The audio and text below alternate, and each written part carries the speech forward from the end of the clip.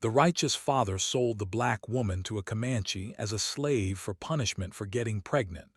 But he wants her heart, the townsfolk whispered as the trembling girl stood chained in the dusty square. To them, she was nothing more than a cautionary tale, a fallen servant whose shameful condition demanded divine retribution. Her fate seemed sealed, to vanish into the wilderness, another victim silenced by moral judgment. But the stoic warrior who claimed her saw something the others missed, intelligence burning behind her fear, dignity wrapped in desperation. As their eyes met across the transaction, neither understood that her pregnancy held a devastating secret that could destroy the town's most powerful man, while his gentle heart concealed a network that had saved dozens of lives. Would she find the courage to trust him with the truth that could free them both, or would fear condemn them to remain strangers bound only by circumstance? The morning sun cast long shadows across Cedar Bluff as Belle Fairweather swept the steps of the white church. Her calloused hands gripped the broom handle tighter than necessary. The familiar weight in her belly had grown impossible to hide beneath her worn dress.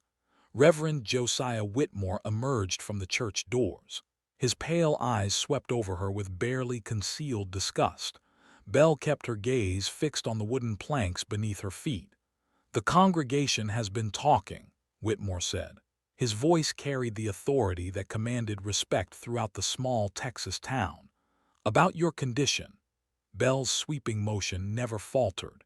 She had learned long ago that silence served her better than words when it came to the Reverend's accusations. The truth burned in her throat like poison she could never swallow. "Such moral corruption cannot go unpunished," Whitmore continued. "God's judgment requires earthly action." The church bell tower cast its shadow over them both. Belle remembered when that same shadow had hidden far worse sins than an unwed pregnancy. Her secret pressed against her ribs like a caged bird desperate for freedom. Town wagons rolled past on the dusty main street. Women clutched their children closer when they spotted Belle. Men shook their heads in righteous disappointment. To them, she represented everything wrong with loose morals and weak character. "Pack your belongings," Whitmore ordered. "Divine Providence has provided a solution." Belle finally looked up. The Reverend's face showed no mercy, only the cold satisfaction of a man who believed his actions served a higher purpose. She recognized that expression. It haunted her dreams. By noon, the town square buzzed with curious onlookers. Word spread quickly in Cedar Bluff when something unusual happened. Belle stood beside a wooden post, her few possessions tied in a cloth bundle at her feet. A Comanche man approached on horseback. Talon Redfeather moved with quiet confidence that made nervous townspeople step back. His dark hair was braided with leather strips, and his clothing mixed traditional and settler styles. He dismounted with fluid grace. "The woman is young and strong," Whitmore announced to the gathered crowd. "She can work hard to earn forgiveness for her sins." Talon's keen eyes studied Belle's face. She met his gaze with surprising steadiness. Most people in her position would be weeping or pleading. Instead, he saw something else entirely: intelligence, dignity wrapped in desperation.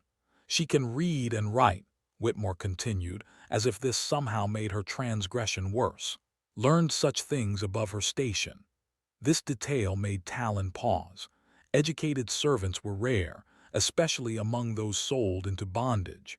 He noticed how Belle held herself, the way her eyes tracked the conversation even while staying respectfully quiet. The transaction completed with cold efficiency. Money changed hands while Belle remained silent. The townspeople watched with mixture of satisfaction and pity. Justice had been served in their minds. The fallen woman would face the consequences of her choices. Talon gestured toward his horse. Belle gathered her bundle and walked forward without hesitation. Her movements showed no panic, no desperate pleas for mercy. This intrigued him more than he expected. They rode in silence through the afternoon heat. The Texas landscape stretched endlessly in all directions, dotted with scrub brush and red clay. Belle had never been this far from town before. Everything felt foreign and dangerous. But Talon's behavior confused her. He offered water without being asked. When her horse showed signs of fatigue, he called for rest stops. These small kindnesses made no sense if she was truly his property now. As evening approached, they reached a hidden valley between low hills. Belle expected to see a war camp or fortress. Instead, she found something entirely different. Families sat around cooking fires. Children played simple games. Women tended gardens and mended clothes. An elderly Comanche woman emerged from a tent. Her weathered face showed wisdom earned through decades of hardship.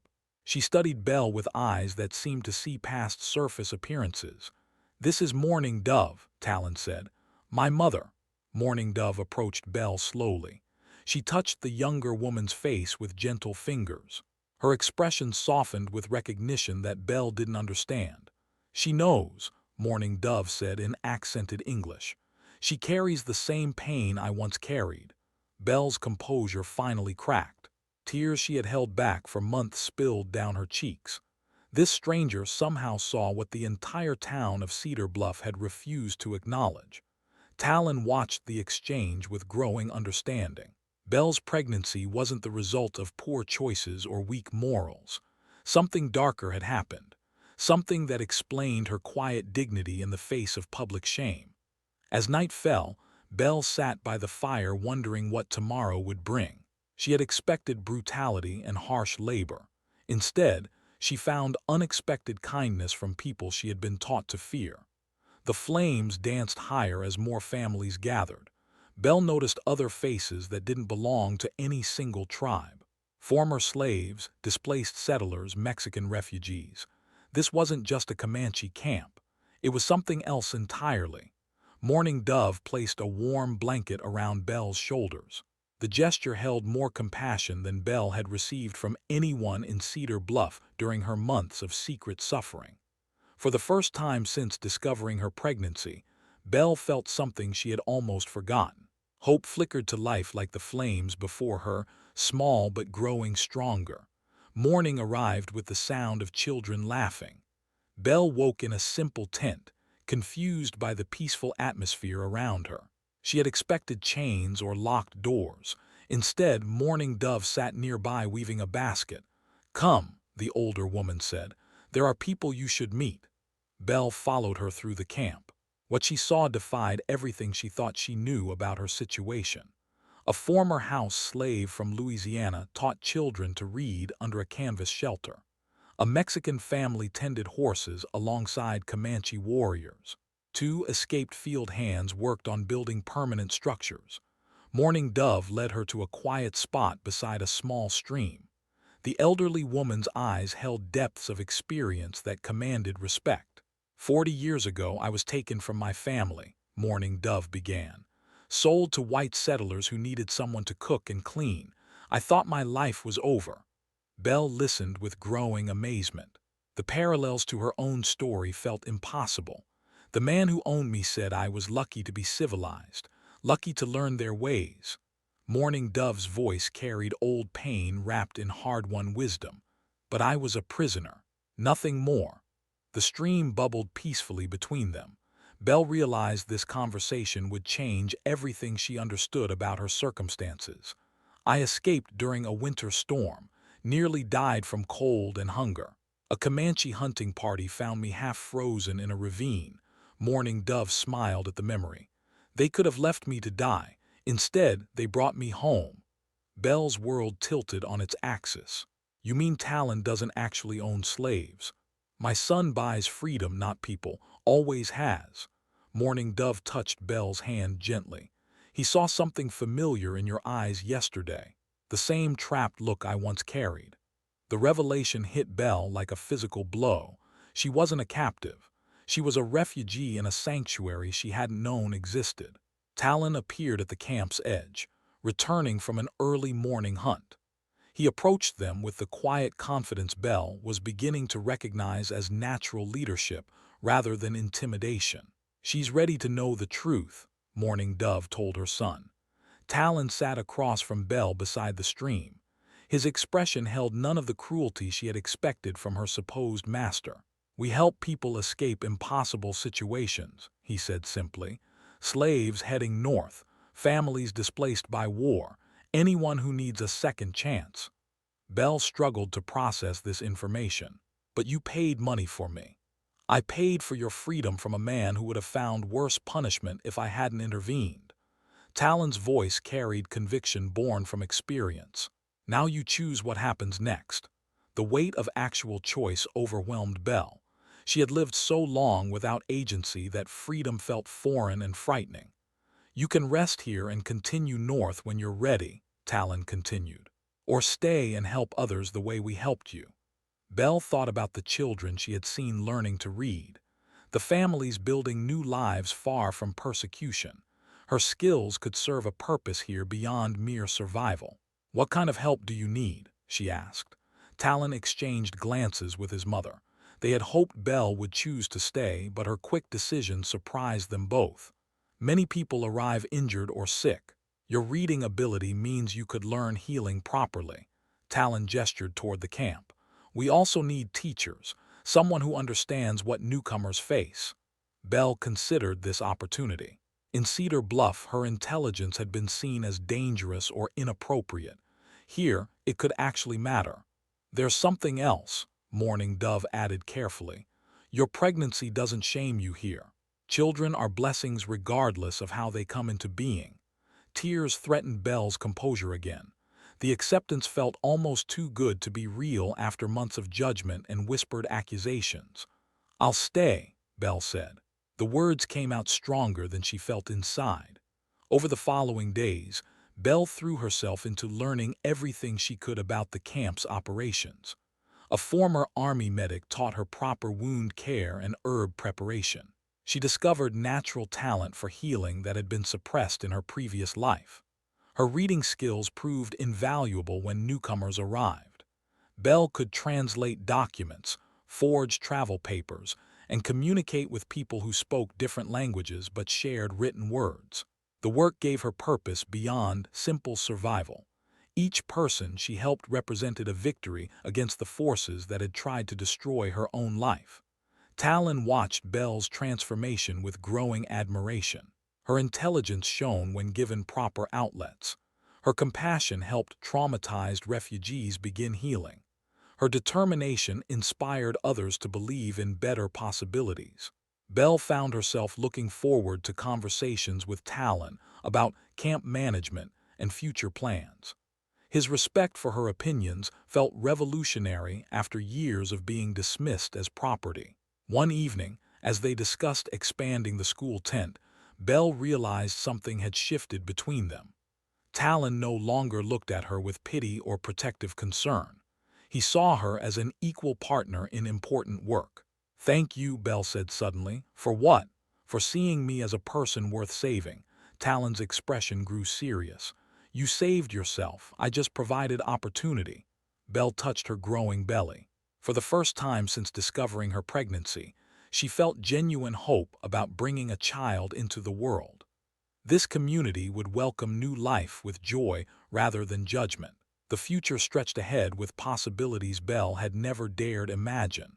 Freedom felt real now, not just as escape from bondage, but as chance to build something meaningful. 3 weeks later, Belle barely recognized herself. She woke before dawn to prepare medicines for the day's expected arrivals. Her hands moved with practiced confidence as she ground herbs and prepared bandages. A family of 4 stumbled into camp that morning. The mother clutched a fevering baby while the father supported their exhausted young son. Belle immediately took charge of their care. Clean water first, she instructed the volunteers who rushed to help. Then we assess injuries. The baby's fever broke after 2 days of careful treatment. Belle had combined traditional remedies Mourning Dove taught her with medical knowledge she absorbed from every source available.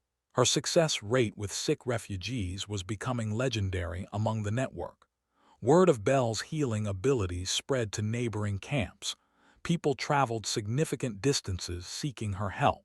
She treated everything from infected wounds to difficult births with equal skill and compassion. Talon observed these developments with deep respect. Belle had transformed from frightened refugee to indispensable community leader in less than a month. Her intelligence found perfect outlet in solving complex problems that saved lives. The camp itself was expanding rapidly. Permanent structures replaced temporary shelters as more people chose to stay rather than continue north. Bell's organizational skills helped coordinate construction projects and resource distribution. She established a school that operated 6 days a week. Former slaves learned to read alongside displaced Native American children and Mexican refugees. Education became the foundation for building better futures. Belle's pregnancy advanced without complications. The community celebrated this development as symbol of hope and renewal. Children asked excited questions about the coming baby. Adults prepared gifts and offered support. Her relationship with Talon deepened through shared responsibility and mutual respect. They spent long evenings planning improvements to the settlement. Their conversations revealed similar values and complementary strengths. "You've created something remarkable here," Bell told him one evening as they reviewed supply lists. "We created it together," Talon replied. "Your contributions made the difference." Bell felt warmth that had nothing to do with the campfire nearby.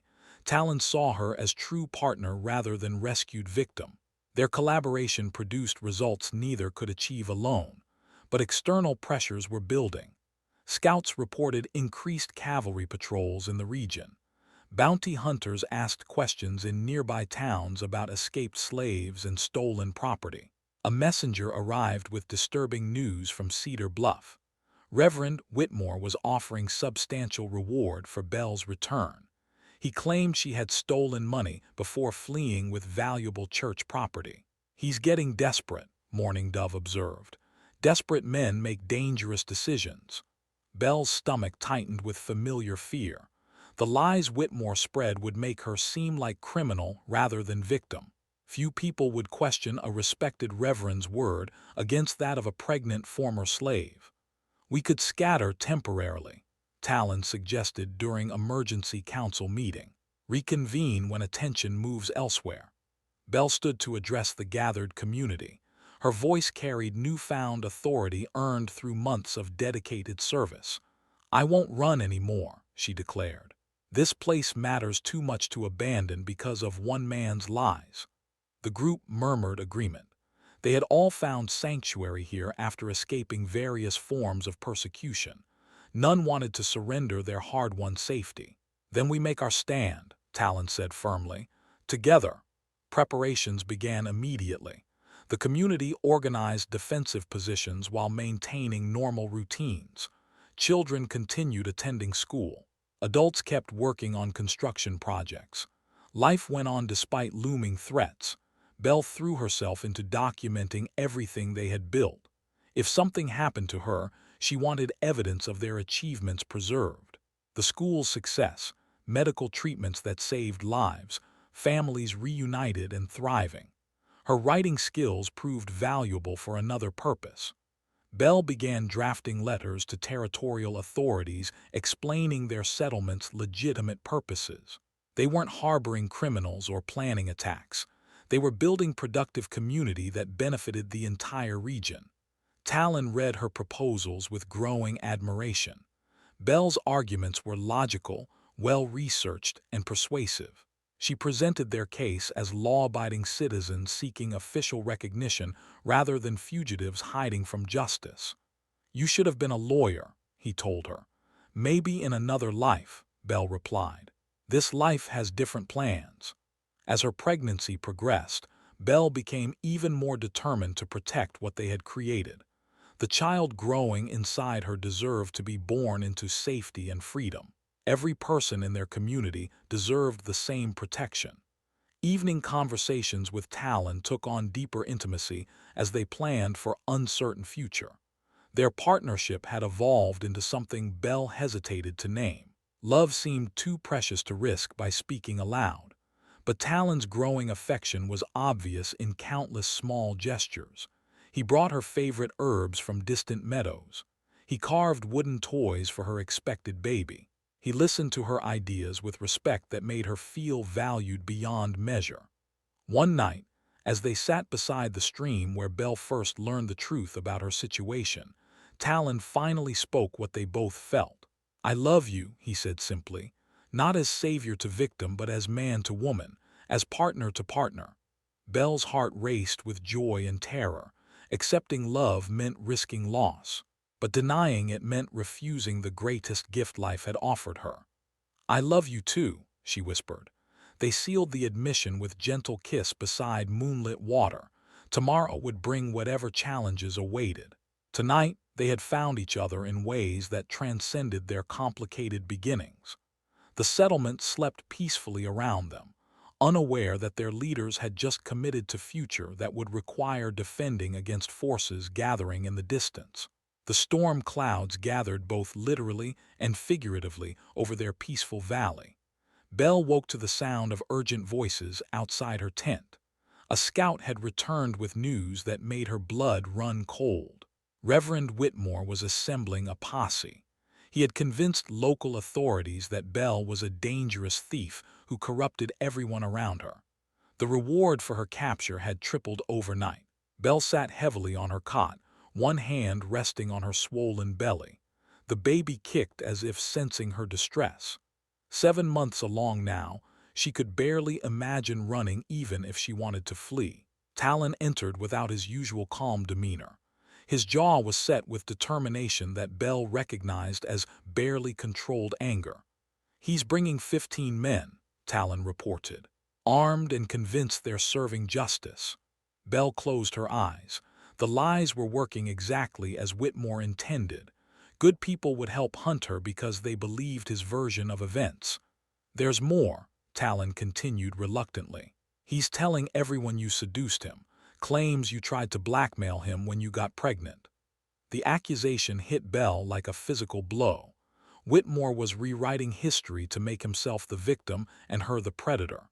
The twisted logic made her sick with rage and helplessness. Mourning Dove appeared in the tent opening. Her weathered face showed steel beneath the surface kindness Belle had grown to love.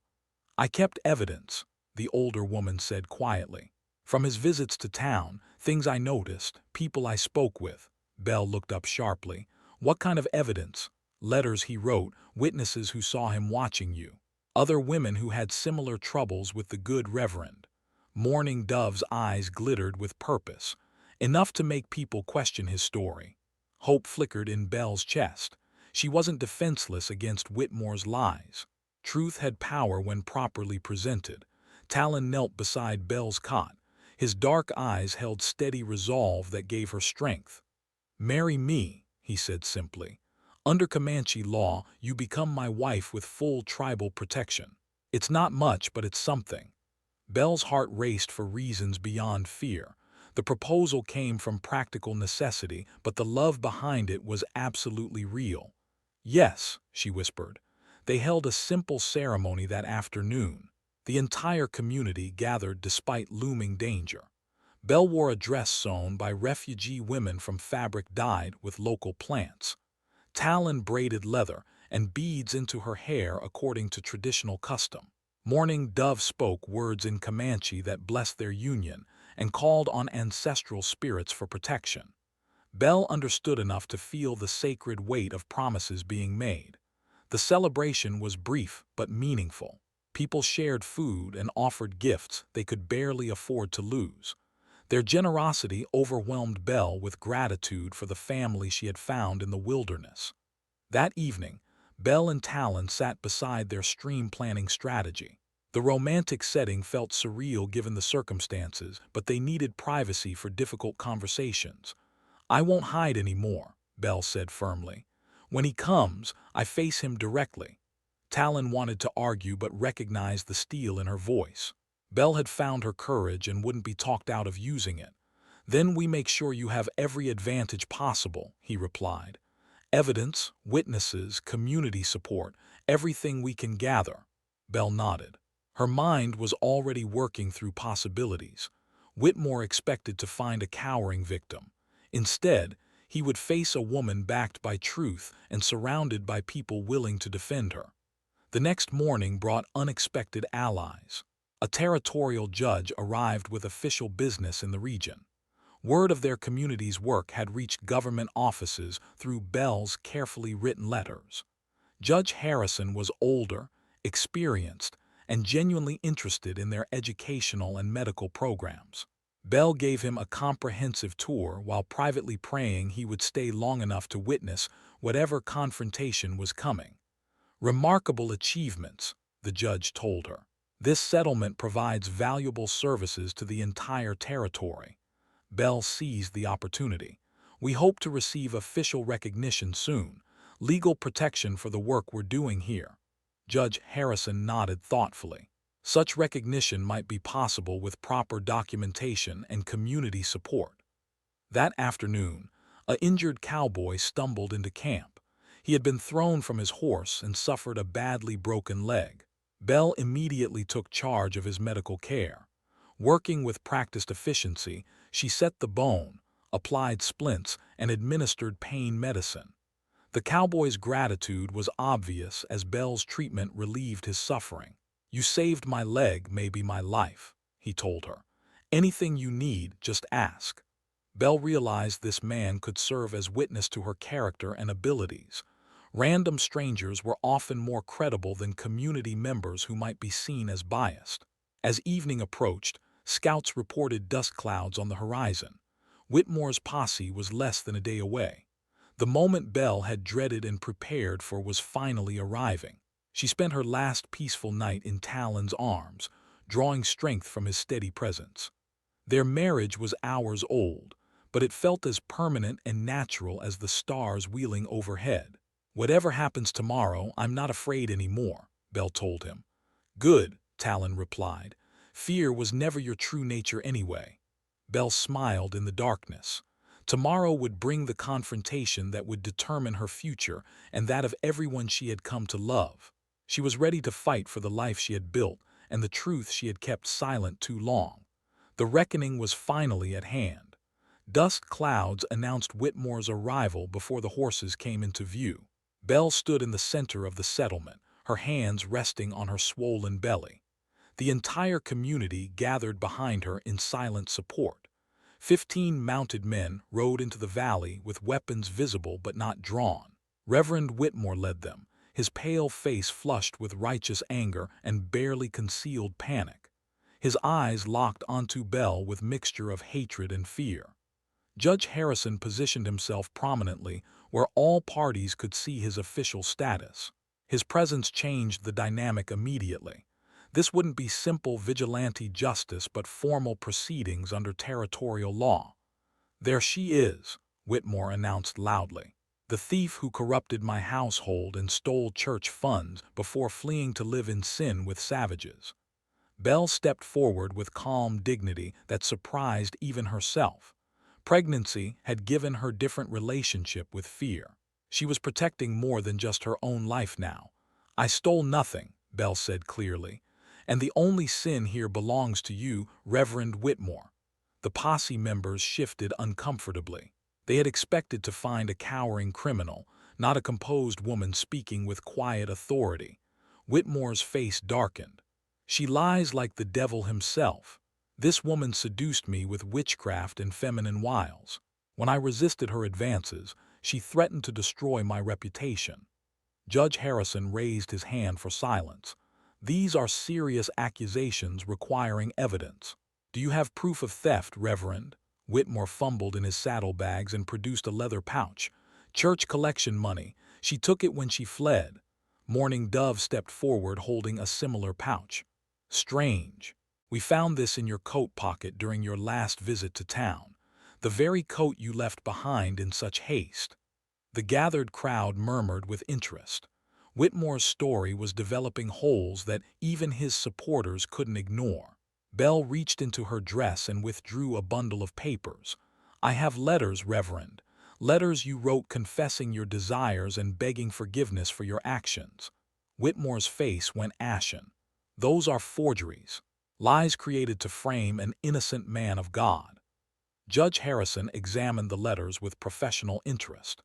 His expression grew increasingly grim as he read Whitmore's own words describing his inappropriate feelings and behavior. "These appear genuine," the judge stated. "The handwriting matches samples I've seen of your correspondence, Reverend." Mrs. Patterson, the baker's wife from Cedar Bluff, stepped out from the posse. Her voice shook but carried clearly across the settlement. "He did the same thing to my daughter last spring," she said. "Cornered her in the church storage room, made threats about her reputation if she told anyone."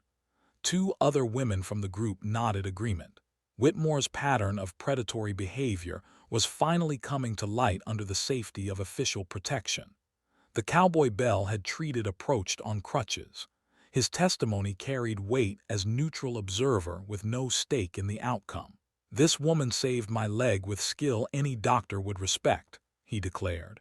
"She's no criminal. She's a healer helping people who need it most." Whitmore grew desperate as his carefully constructed lies crumbled around him. "She's a seductress who corrupts everyone she meets. Look how she's turned these people against proper Christian authority." Belle placed her hand protectively over her belly. The moment had come to speak the truth she had carried in silence for months. "The child I carry is yours, Reverend Whitmore," Belle said with steady voice that carried across the valley. "Conceived through force in your own church while you preached about moral purity." Shocked silence fell over the entire assembly. Even Whitmore's most loyal supporters stared at him with dawning horror and recognition. "She lies," Whitmore sputtered, but his face had gone completely white. "I never touched that woman inappropriately." Judge Harrison held up one of the letters. "Yet here you write about your struggle with temptation regarding her. You beg God's forgiveness for thoughts and actions you describe as sinful." Mourning Dove produced additional evidence. 3 townswomen saw him visiting Belle's quarters at inappropriate hours. They were afraid to speak before now. The truth hung in the air like thunderclouds ready to break. Whitmore's reputation as moral authority was dissolving before everyone's eyes. Belle continued with growing strength. "You sold me to hide your crime. You spread lies to make me seem like the guilty party while you escaped consequences." Several posse members were already backing away from Whitmore. They had come to capture a criminal but found themselves allied with a predator who had manipulated their sense of justice. "This is persecution of God's servant," Whitmore declared, but his voice carried no conviction. "Satan works through this woman to destroy righteous men." Judge Harrison had heard enough testimony. His official authority gave weight to conclusions that were becoming obvious to everyone present. "Based on evidence presented, charges against Belle Redfeather are dismissed," he announced. "Furthermore, Reverend Josiah Whitmore, you will face territorial court on charges of assault, fraud, and abuse of authority." Whitmore's remaining supporters abandoned him completely. The posse that had come to arrest Belle now surrounded their former leader with disgust and anger. Belle felt enormous relief washing over her as justice finally emerged through truth rather than violence. The secret she had carried for months was finally free, taking Whitmore's power with it. Talon moved to Belle's side as the confrontation concluded. His arm around her shoulders provided strength and comfort as she processed her complete vindication. The community that had protected her was now officially recognized as legitimate sanctuary rather than criminal hideout. Everything they had built was safe. Whitmore left in shackles, his fall from grace complete and permanent. The man who had wielded moral authority like a weapon now faced the justice he had denied others. Belle watched his departure with relief rather than satisfaction. Judge Harrison spent 3 additional days documenting the settlement's achievements. His official report would grant them territorial protection and recognition as legitimate community providing valuable services to the region. The legal victory opened doors Belle had never imagined possible. Requests for medical assistance came from neighboring towns. Officials sought her input on establishing similar educational programs elsewhere. 2 months later, Belle's labor began on a crisp autumn morning.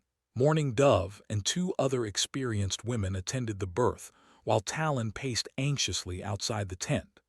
The baby girl arrived healthy and strong, her cries announcing new life to the entire settlement.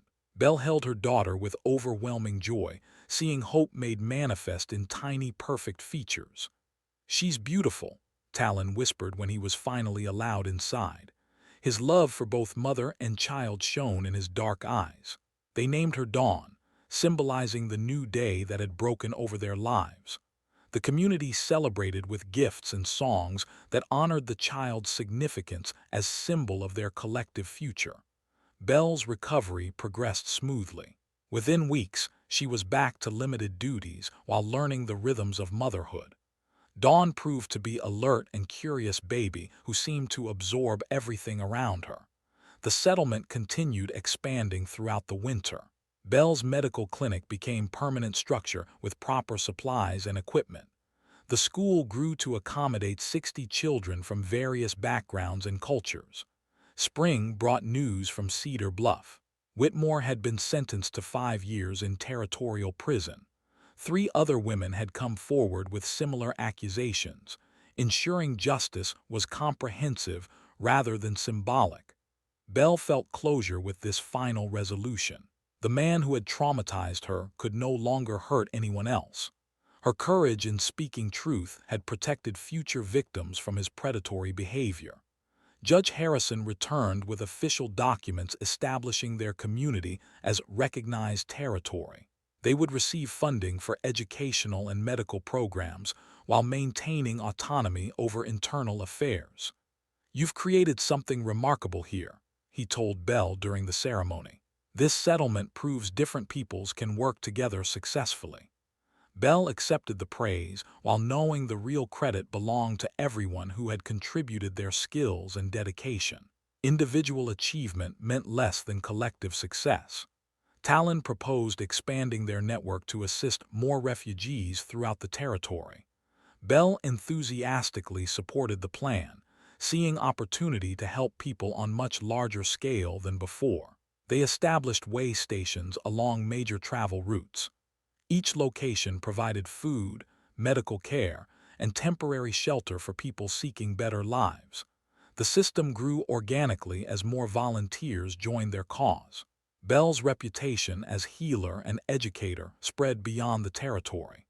Medical schools requested her documentation of indigenous healing techniques.